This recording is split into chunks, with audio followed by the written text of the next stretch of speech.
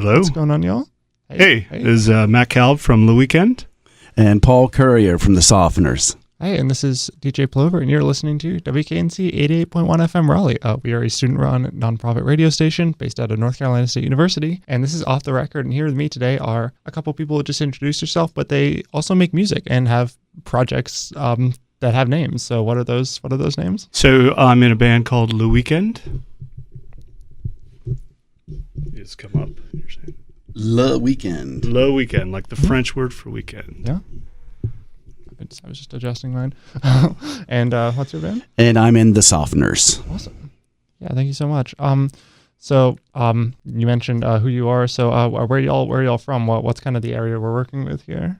So Le Weekend's based out of Chapel Hill, although one of our members is in Durham. And we've actually been together since 2006. So we're a promising new band forever. We always seem like we're maybe one day going to right on the cusp, a little further, but in fact, we won't. That's the spirit. You must be comfortable there. It's a comfortable place to be. Yeah. We are from Raleigh and rehearse in a just a space where people put their stuff usually over on Capitol Boulevard. A couple of the guys are from Durham and Apex, but I like to say Raleigh. Yeah, it all kind of mingles together. So how did you all kind of get into both of those bands? Very different time frames of band length, but I'm sure there's some good origin stories there. Yeah, so there's actually a connection in our origin story and your band's origin story in that when we got together in 2006, two of our members who are no longer, I say no longer with us, I just mean they're no longer in the band, but Ben Ridings and Missy Things were from the band Piedmont Charisma before that, and Chad from The Softeners is from that band, which was a really great band out of Asheville in the early aughts. The other members, Bob Wall is the bass player, and he does harmony vocals.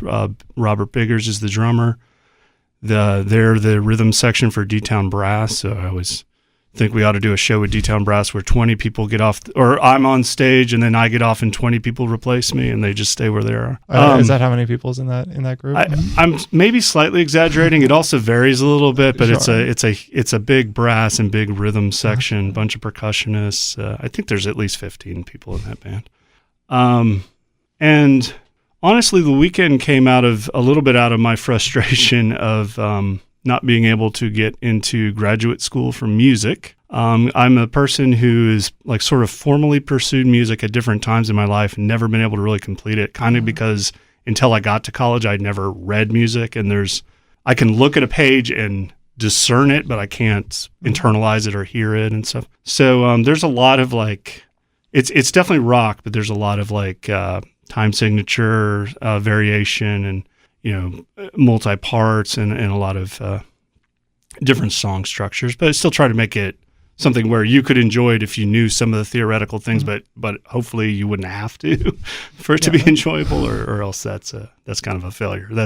That'll cut out a very big market. Of course, we seem to have cut out a pretty big market, so maybe that's the answer. Let's see. Chad Pry and Brendan Bass started a band called Secretary Pool in about 5 years ago, and they got together through Craigslist. I don't know exactly how they did. Was one of them buying the other one? Like, I think it was in bartering, free to anyone that comes by. And I guess had several people in the lineup, and Brendan and Chad stuck around, and they wanted to change the name, and I don't know about the style. I think we kind of kept the same style. I wanted to keep the name Secretary Pool because I really like it. It's sort of vague and presents some mental images that could be different for different people. And so we started the Softeners, and Pierre Lefebvre is the bass player. I think I pronounced that right. And I came into the band with an offshoot of the Softeners. Brendan was in a band called The Holler and Shout, and that's how I came to be. And he said, "Hey, you want to come over and play the drums with us?" And I was like, "Absolutely! It's in this same rehearsal studio, so why not?" And that's how we got to be where we are now. Awesome. If I could just add, it's interesting that so you're one of the few cases where people have met through Craigslist and nobody disappeared mysteriously. That's something to be proud of. Yeah, it's pretty good. I guess it worked. It seems to be a good way for musicians in this area to hook up. I don't know of any other way. Word of mouth, maybe, but I think it seemed to work for us. Yeah, awesome. Yeah, I think people are getting a Facebook Marketplace these days as well. So why exactly did y'all end up changing the name to the Softeners? I don't know exactly why, but I believe that Chad, more than Brendan, wanted to distance himself maybe from any sort of association. That sounds kind of shady, like there was something wrong with it. But maybe since he was going to be 50% new members, he just wanted to have a new name. So we put 10 names in the hat, and the Softeners was the one that came out. What were some other names? Hot Dads. Huh. And U22, I think were the ones. I also put a Secretary Pool in the mix because I wanted to. But we decided whichever one came out was the one that we were going to choose, stick with. That would have been kind of fun if Hot Dads was the one that sort of sprung out from the hat.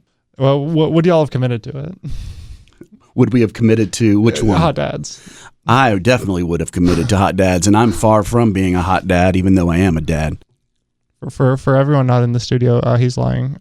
But so it's interesting. Y'all have been throwing a lot of bands names. Is there kind of like a nice little circle of like bands who kind of collaborate because y'all have had a sort of a similar origin stories? A lot of little, this band kind of became this band. How does that kind of work?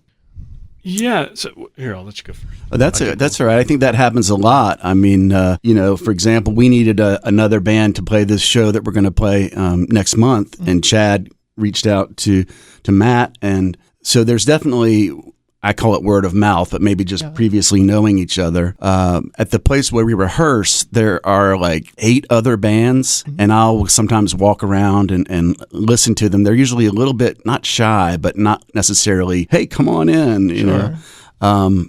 But I always support other bands and want to help anybody out, or because it's always going to come back around. Mm-hmm. Yeah. I have to admit, I'm kind of riding on extended luck because I'm not really great about going out and meeting new people and finding new people. When I first moved to Chapel Hill, the band that I was in, I moved here with a person who had been playing bass, or he'd played bass, and I was a guitarist in a band in college. And we just called somebody we knew, and somebody else answered the phone and just started talking to me, and he was like, "I'm going to be your drummer." I was like, "Okay." And so.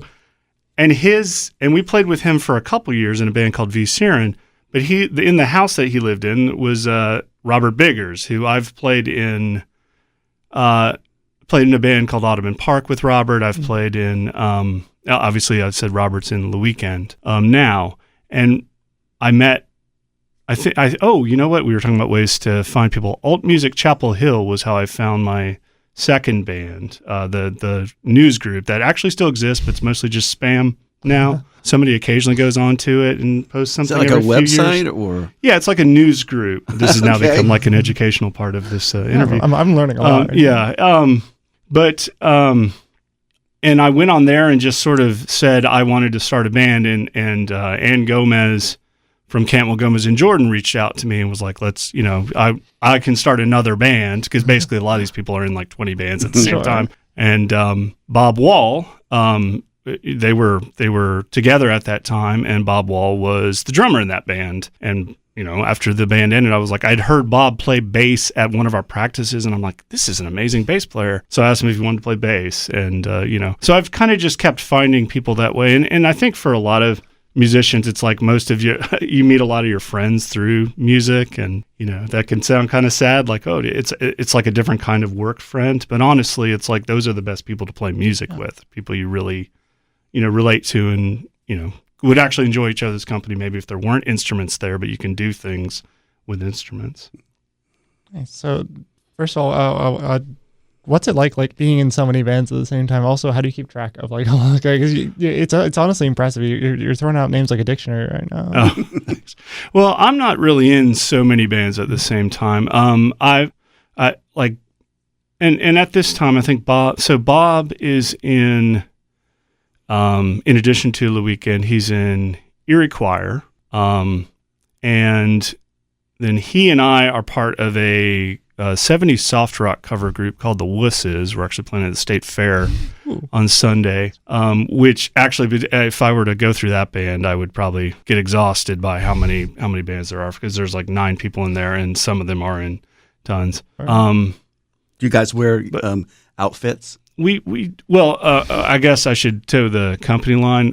I know of this band, and I happen to resemble and carry the equipment of, but the people, Matt Calb is not in the Wusses. Gordy McDowell Manor, however, looks a lot like me. Okay. And he's in there. I might put his amp up on stage. But yes, those folks wear what we would deem as costumes, but are just to them every day, because it's still 1974, so where they are. I get it. I do not know how I veered so wildly from your question, but I guess I interrupted you. Sorry. Yeah. No, I veered myself quite before that. But so honestly, I kind of wish like Bob or Robert were here, because they are in a lot more bands simultaneous than me. I've usually been able to keep it to 2. Yeah. When I was in the 2 bands here in Raleigh, I liked it. We weren't juggling a lot of gigs, so it was easy. But I liked how the different styles of music that we played, they wouldn't translate between the 2. So it was fun to play 2 different styles of music, and with at least one of the same people, and also just to be with different minds and skill sets or talents, I guess you'd call it. It was fun. Yeah. What were the multiple styles? Well, I mean, the secretary pool and the softeners, it's hard. The hardest thing to explain is what kind of music you play, I find. I like you got this the 70s thing. That's nice. But the Holler and Shout was sort of like a soul R&B thing with the keyboards, and the softeners is more guitar driven, loud, and energetic, whereas the Holler and Shout was more chill, relaxed, easier to play on the drums. So it was a nice break for that, I guess. Yeah, and to be clear, the 70s soft rock thing is a cover band, so it's easy to describe because somebody else came up with it. I find the same problem. Like you want to be evasive when people tell you what kind of music you play, but you're also, it's like you always worry about what bad association people have with stuff, or how you're pigeonholing yourself. I would say The Weeknd definitely. It's definitely rock. I mentioned that there's elements in it that are more, I guess, complex than a typical rock fare, but it's all very, rooted in kind of like indie rock. We all liked kind of the Chapel Hill stuff of the 90s in particular, mid late 90s,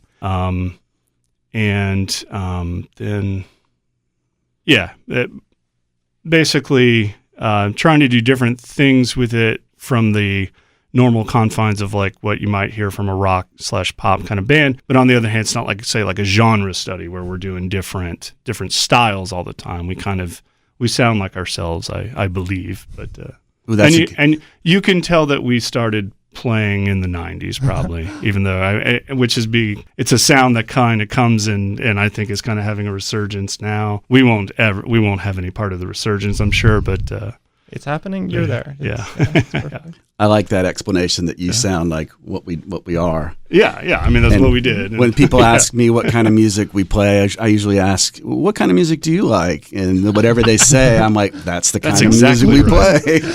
We're a 6-piece rap duo. Exactly. How it works. I usually think, like, with our different elements, there's something in there for everybody to not like.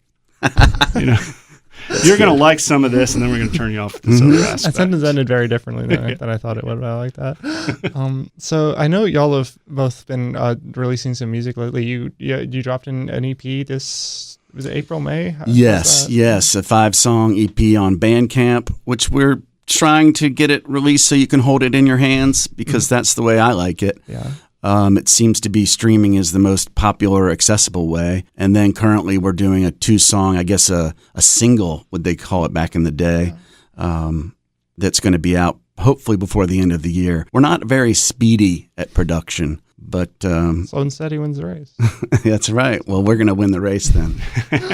Nice. And you dropped something. Let's see. Bandcamp described it as live-ish. Yeah. So our current thing we're working on, since I mentioned that we've been together as a band for it's been 16 years. At the very end of our 15th year, we said, we should put out a compilation. And the easy thing to do with a compilation is just take all these studio recordings and put them together. But, we had not been playing together because of COVID. And we're like, we're going to start practicing. We should learn our old stuff again. Mm-hmm. And we should just, stick a phone in the room somewhere that you can hear every instrument. And that's about the standard. Yeah. So it sounds like somebody bootlegging a show. And, we did do like the vocals got done in a separate session, but they were kind of done the same way. We had, I think I sang into a PA and I had my phone pick it up, so it was still recorded to phone and we just layered these voice memos. And that was a really fun way for us to both relearn it, but I also think it's more interesting to hear, like, here's 15 years of a band, but not, 15 years not ago. exactly what they put out 15 years ago. And of course, true to form, it's almost the end of our 16th year and we still haven't gotten it to somebody to mix it, or which I know it sounds like there's not a lot to mix. There isn't really, but we want to have somebody, just our friend Nick Peterson, who we've worked with, give it a little touch so it's as good as it can be given the circumstances. Sure. If I could, though, just sort of borrowing on pandemic time, we have an album that still feels new to me because we had planned to have the release show in May of 2020. So we maybe didn't time it well. But that one is I'm really proud of that. It's and it's not represented on the live stuff, because what we did was intentionally, I said 15 years, but we actually just took only our first decade in that one. So this one, it's called 3 Good Songs. And the basic idea behind it was, I was like, I write all these songs that have different forms. Why don't we try where everything has to be a verse, a chorus, a bridge, very discernible. Yeah. And I just was having trouble finishing any songs, and then I just came up with a game, basically. I play a lot of games when I'm writing. And this was, I just had the 9 best chord progressions. I put them down on a 3x3 grid, and then the first song is, this is the verse that I'm doing the pointing thing on the radio that doesn't work. But if you go horizontally, A, B, C, that's the verse, the chorus, and the bridge of the first song. But after you've gone through 3, you start going up. So now D, see, I can't even picture what the letters are going to be. G, D, A, originally all the verses. Now that's the verse, chorus, and bridge of the 4th song, and so forth. And I didn't do it somewhere where it's like you just, each one of them is kind of rewritten for the song it's in. But it was also kind of like, well, you just arbitrarily force yourself to make some decisions, because sometimes it's hard to finish. Yeah, and just put it out the door. And honestly, I think it turned out really well. Mm-hmm. I was really pleased. I mean, it's a large part of that is, even though I'm describing a writing process that starts with me, our songs are always collaboratively written. Bob and Robert really bring lots of arrangement ideas. Hey, let's do this part less. I mean, they just bring so much to it that it's not a real song, even if I can describe the bones of it like that, until we kind of all go through it. And I thought we did a great job, and I really, really regretted, not that is by far the most, from the worst thing that happened during that period of time, but it was just kind of an annoyance that, that's going to be looked over. And just how many songs are on that? So there's not 3, I'm guessing. No. I mean, the 3 Good Songs is kind of a wink there, right? But because there was only enough material. The first 3 songs contain all the progressions. But actually, I'm trying to remember, there were 11 tracks, because in addition to writing 9 songs using that method, we had this thing where, I can't do math. There were 12 tracks, because we had 3 other pieces that occurred every time we hit a prime number. Wow. And they were not based on that idea, but they were based on, they were similar to each other. So, write with some ostensibly goofy, but sometimes they can have interesting results kind of ideas. Yeah, it's like explaining a magic trick. I love it. It's do you make all your albums like this? Do you this one I'm going to go backwards and I'm going to reverse it? You know what I mean? No. That has been there at times. So I wouldn't say there's any kind of overriding writing theme in our first EP, but our first full-length album was called Double Secret, and it was right after two of our members left amicably. But we were, how do we become a 3-piece after being a 5-piece? Something where I've really never before is a band that I've been in, not just broken up when somebody left, but we were like, this really feels special. We should continue. Yeah. And the members who left said that too. They're like, we think you guys should keep going. But at the time I was like, what's really interesting is now we're kind of relearning all this stuff, and we're also working on new material. And we keep coming to these points where it's like there's choices and both are good. And I was like, let's write this thing twice. Whoa, okay. So we... Not every song felt, it was like basically there was a first song that was like a bunch of parts and nothing in that really repeated later. And there was a final song, and everything else in there, it was like the first side was all these ideas, these songs. The second side, in a different order, was a recurrence of them. And actually we kind of mixed it up where sometimes the way we wrote it first would be on the second side, and we tried to make it not where like you could predict what the next version was going to be. We didn't change them. We didn't change them all the same way, like record them all acoustic and electric or something.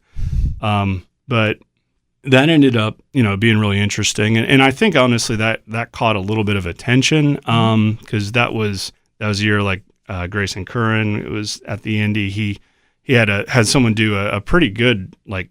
A review of it with like somebody came in and took a weird photo of me at my house and stuff, and we talked about it at length, and then we played hopscotch the following September, and so maybe I should do more sort of gimmicky things, because that was probably the most attention we ever got for anything. But the short answer is no, they're not always like that. Okay. But we do have like sort of times where that's what's happening, and they're usually to solve writer's block, I think, honestly. Do you plan on playing hopscotch again? That sounds really cool. It'd be nice to be asked to play. And we have played the day parties a few times, the potluck one. But we would play hopscotch if asked, but we've not been on that list in, I guess it's over 10 years now. Yeah, people don't seem to knock on the door to say, hey, would you guys come and play? Yeah. It's more like it's a lot of searching and hunting and making shows happen like this one that we're going to play. Yeah. Can you talk more about that? What show are you all doing together? We're playing at the Night Rider. On November the 5th. November the 5th, Saturday night. And like I said, Chad mentioned that he had a friend, Le Weekend, but also I guess a human being who's sitting next to me. And, I was like, we can just do the show ourselves. And he said it would be more fun if we did it with someone else. And absolutely. I like that. I like that idea. But now I totally forgot the question. I think by plugging in when it's happening and that stuff, I think you've already kind of hit some of the major points. Yeah, and hopefully, we can we can network from there. Yeah. Find some other places to play together, other people to play with, and but that's how that show came together, and I'm really, really, really looking forward to it. For sure. Yeah.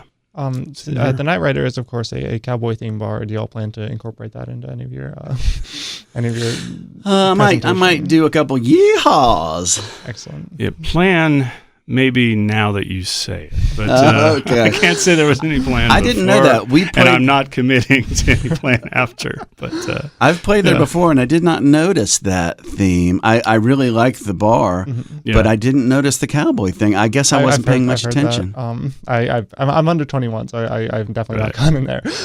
There's certainly the online decor of does certainly indicate that. While I would say not. What's the word I'm looking for? I would say it's not required to be a cowboy. Not only not required, but I imagine there is a level of irony. Yeah, that's what I'm trying to say. Or a cowgirl. Yeah. There's cowboys, cowgirls, cow person, cow people. Yeah. What other shows do y'all tend to play? Pandemic aside, just like what's like a standard show for y'all? Do you mean? Like what would it look like? Yeah, how long is like where would you play it? Like we played at the Cave, at Cat's Cradle, and the Poorhouse, Pinhook, and a typical show. It looks like you just haul all your stuff there. Usually they have a back end, which is a PA and sometimes amps, but some guitar players are kind of picky about their sound and want to bring their amps. you haul all your stuff in there and you check the sound to make sure it works and hope some people show up, and then you just do it. Yeah. I'd say for our list, it'd be pretty similar. We've also, and you probably weren't trying to be fully comprehensive, but like trying to think, yeah, it's always hard to think. It's like, what bands do you like? Suddenly you're like, I like 6,000, but I can't think of two. Slim's is a place that I haven't played there in a while, but very much enjoyed that. The Secretary Pool and the Weekend Show, which was, many years ago, was at Neptune's, which I don't know what the future is of Kings, and I understand Kings may do something, and they did something during Hopscotch. So I do hope those folks continue, because it is great to play there. To that point, you made me think that we played the Berkeley Cafe as well, which is I think the future for them is uncertain too. I've heard that they are going to stop being in existence, and which is a shame, because they have been there. I played there actually in college in 1988. So I don't know the future of that, but it is hard to see these places that you've played or gone to go out of business, for lack of a better word. So everybody get out and go to all these awesome places that are around. There's so many to choose from, and it's so great to be back in live music, and just with people in the world too. But the live music, I was just bumming out during the pandemic, watching YouTube videos of concerts and pretending I was there. Right. Well, and along the lines of what you were talking about in Chapel Hill,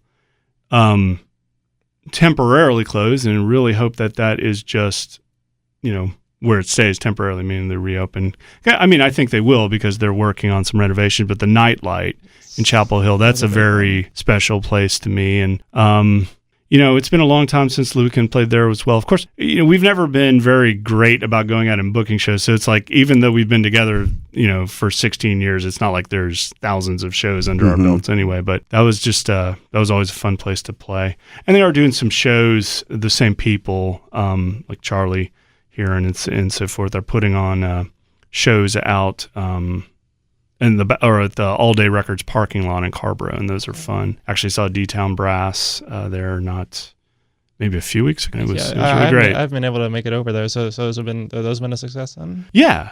Of course, with that kind of thing, it's like basically you've got a limited time of the year when it's feasible to do. It's starting to slip away now, for sure. Let's hope Nightlight. But they are, those are good shows.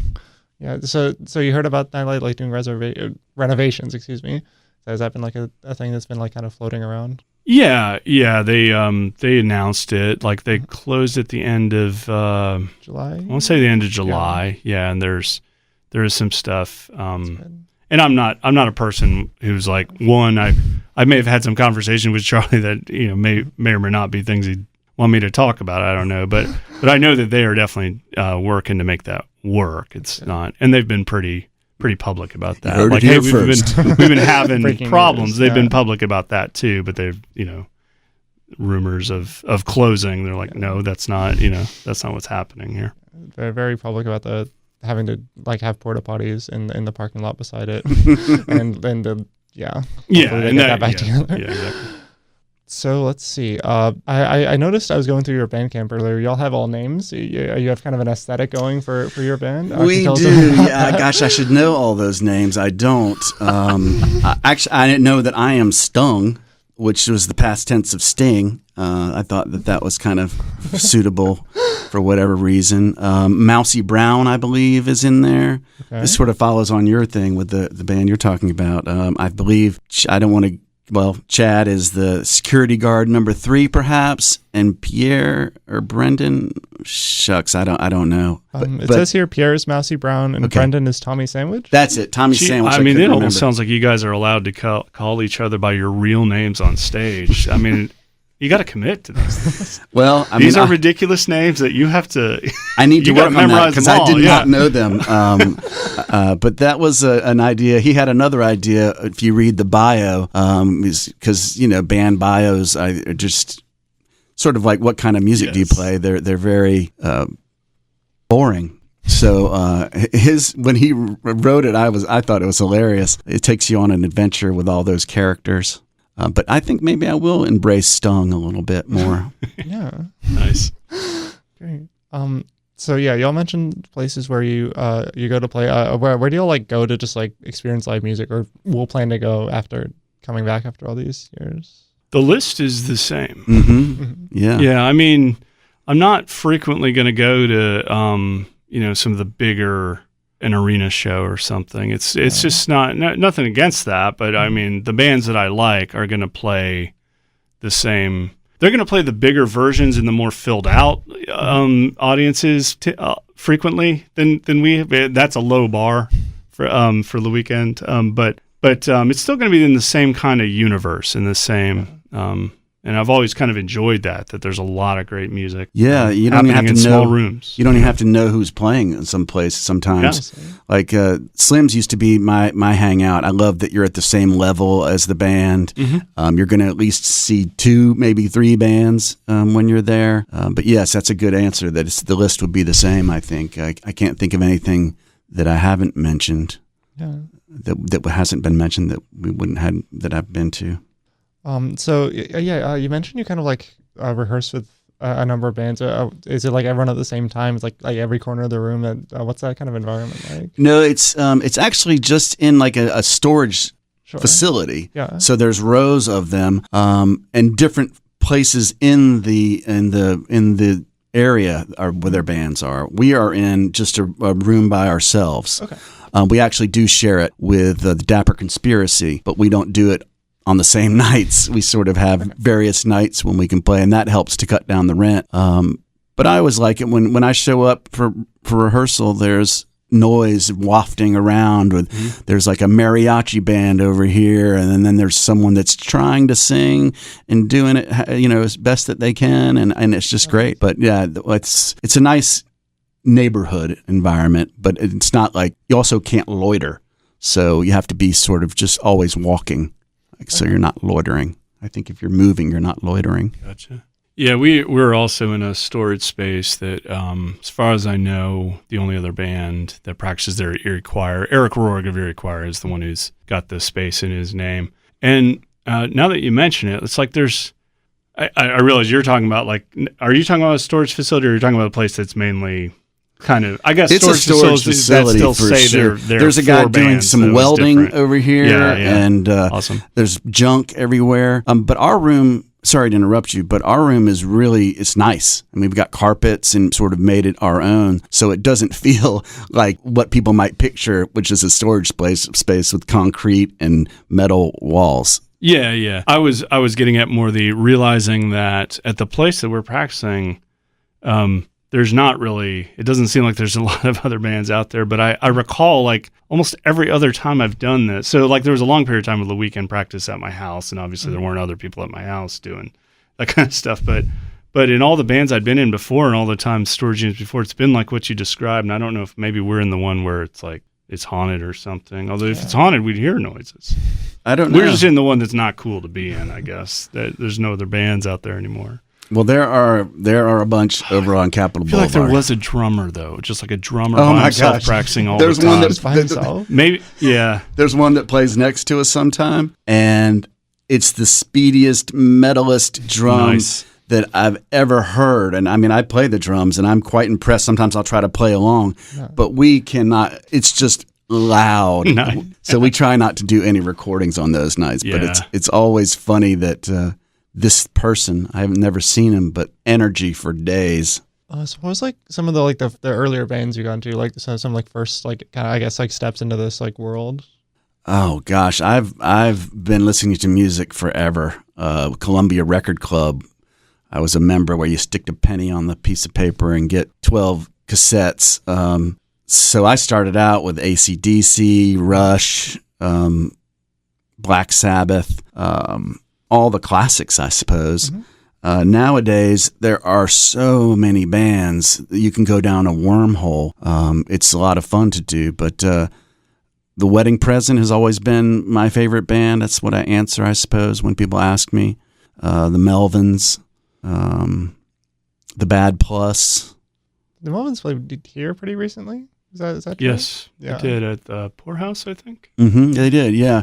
I wrote them a letter, well, an email. Nobody writes letters anymore, asking if we could open up for them, but I did not hear back. Oh. That's a short list. I could go on for days, but not a lot of contemporary bands that I know of. It's unfortunately a lot of, I'll just hear it in the peripheral and be like, gosh, that's why I like the WKNC, that you can go back and see the playlist. Oh, for it's sure. very, very helpful Really because there's just too many to keep track of. How about you, Matt? Yeah, so similarly, like when I first started like really paying attention to music, it was like elementary school, and this would be in the 80s. And I didn't really have access to it except for basically what came through the radio. And I'd often listen like with a cassette ready to dub anything from like the top 40 or top 100 show that I found interesting. And I would record maybe one thing a show or something. But I found like what I was always into was whatever the heaviest version of what was still poppy enough to be on the radio. Okay. So it's like I ended up recording Def Leppard or Motley Crue.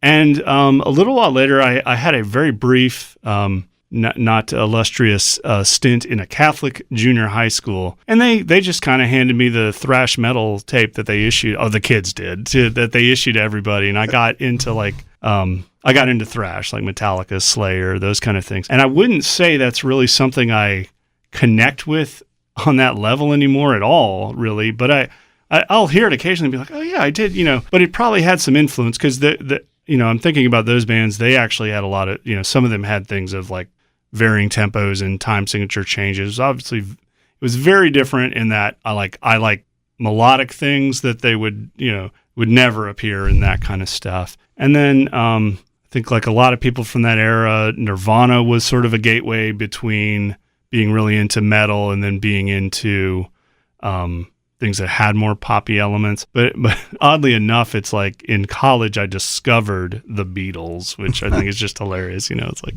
how did I not? But somehow I'd kind of missed a lot of the standard stuff that everybody was aware of because I was so into like the metal stuff. Did you know that they were not around anymore? Like, it wasn't like I discovered like I was like, who is this? But I mean, I was like, it was more like saying, you know what, I should listen to this. It was more like I should educate myself on this stuff. And then I was like, wait, this isn't all the like there's all these weird elements of this that I knew nothing about. And then because I was living going to college in Kentucky, and there was like kind of a Louisville hardcore scene, I got into a lot of those bands, Rodan, Crane, and then later June of 44, and then there's satellite bands around there. But honestly, probably the most like influential thing for me was a trip in college where we were visiting a friend out here who was at UNC, and we went to a show. We came out to see Sebado, but we went to a show at the Cat's Cradle the night before just to see what was up, and it was the Archers of Light. And also, we were staying at my cousin's house, who I had checked if we could stay with them, and they're like, well, actually, we're going to be out of town, but have the house to yourself. So it was like me and like 4 friends who had driven over, and they had like something signed by someone in Superchunk, and they had like the Merge, whatever number of rows of T, I think it was 10 at that time, or maybe it was only 5. One of the Merge compilations, and they had Celebrate the New Dark Age by Polvo, and I guess maybe the statute of limitations out on this, but we dubbed all that stuff, not having listened to it on the 9-hour drive back to Kentucky that we did like overnight, Saturday or Sunday into Monday. And I just was like, I can't believe this music. It's just amazing. And it really opened up for me. So many, many years later, I moved here because of that. Wow. I'm sort of cutting myself off because I like a lot of current things too. And I like a lot of things in the music scene now, but I guess we're talking formative. Yeah. But yeah, it's just like you were saying, it's like you really, once you've lived a long time, and especially if you lived a long time and you were interested in music, then the list is kind of insanely long. Infinite, really. And I'm very, very grateful for that long list. Yeah, exactly. It's nice. Did that like for like a first band or something that y'all like put together in college? Were those kind of things influencing it, or is it like more of like a college-y DIY thing? Absolutely influenced my bands in college. I've listened back and realized how much more influenced I was than I maybe recognized at the time. But when we started out, it was me and a friend. His name is David Nam. He's he's back in Chapel Hill now after being away a long time. Audubon Park is his band, which I'm in with him. But anyway, we started a band without really having much in common at all. And then we discovered Sebadoh kind of together, and we liked that, and a lot of our early stuff sounded like that. But then we were discovering other things at the same time, and we discovered the Louisville kind of hardcore, post-hardcore stuff, and suddenly I Need Time signature changes and everything. And he learned that with me, along with our drummer, our friend Jonathan, who wasn't even a drummer, but he was like, sure, I'll play drums in your band. And it was just kind of amazing, all the stuff how much we changed in a period of time. And then we discovered the Chapel Hill stuff and Guided by Voices as well around that time was a huge. And so suddenly it's like, oh yeah, maybe we should think about things like the melody of a song existing and stuff. Right. And that'd be pretty important. Yeah, so it was very influential, and I'm sure all of that is still baked in. I may not always recognize it, but I had a different experience where a friend of mine was in a blues band, and while I knew what blues was, I certainly wasn't versed in it. Mm-hmm. So I joined them, and we played Otis Rush covers, Sun Seals, Freddie King, and I hadn't heard of any of the music that we played, but we had a pretty good following, and we were up in Boone, but we'd come here to Raleigh, and we played Chapel Hill and Greensboro, and I loved that because I had no idea. It was almost like a new experience for me, and but then after college, I was in a lot of different bands, influenced by, I can't think of specific bands. Stiff Little Fingers, I think, inspired a band I was in Colorado. We were listening to them all the time. A guy actually got a Stiff Little Fingers tattoo, so I suppose that it influenced him too. But I liked that in college I was in a blues band without having any clue what the blues were. That was pretty much fun. Yeah. Let's see. Is there anything else you want to talk about? I think we hit a good amount of stuff. Is there anything you want to plug heading forward? I was going to say maybe just a reminder that we're playing at the Night Rider in Raleigh on Saturday, November 5th. Softeners end the weekend. Okay. And if you want to come see that show, we will not say no. Mm-hmm. Do you have any upcoming music you might drop? I know you have the 15-year tape thing. Yeah, our 15-year thing will probably come out at the end of our 16th year this year, or the beginning of our 17th next year. The funny thing is, it's there's nothing really much to the process. It's all the time in between when you take a step and then you go, oh wait, we got to get back to this thing. So it's like something sitting on my computer that I just have to line up, and then I could give it to Nick. That's been sitting on my computer for 3 weeks, which is not that big a deal, considering the basic tracks before I started doing vocals, they sat on my computer for like 8 months. So I need to rush on it, but I think it's unlikely we'll get it just because of schedules by the end of the year, but hopefully early next year. And then we do have quite, this is not ready to release, but just we have like a good batch of 10 or so new songs that we're just starting to incorporate into live show. We'll probably play 3 or 4 of them at the next one. We played 2 of them at our last show at the Pinhook. You've got a pretty vast library. I was checking it out. It's fun to dig through. Thank you. We have the single flip side, A and B side, coming out when I don't know when. But you can catch that on Bandcamp or on our Facebook page. And if we ever get it in a place you can hold it in your hands, you can come see us, and I'll give you one for free. The Softeners are also playing a show in November at the station, but the date, we were just having a text train conversation today. It got a little bit confused, so I don't know. I have no idea when it is, but it is in November. I know that much. Well, that's some idea. It is an idea. Yeah, just come to the station various times in November. might find them. And maybe you could turn it into like a 20-year thing. You could don't rush it. Just drop some more. Maybe stuff just add some more stuff to it. And by the way, the working title of that is Note to Selves, or Notes to Selves. But I haven't even gotten approval from the band for that. So it will be called that, or it will be called something else. Imagine and you heard true. it here first if you're listening. That is what your record will be called. But theweekend.bandcamp.com is your source for things that may or may not be called that. Very nice. Well, Thank you so much for being here. Thank you. This is really It fun. was Yeah, very nice. Nice to meet you. Yeah.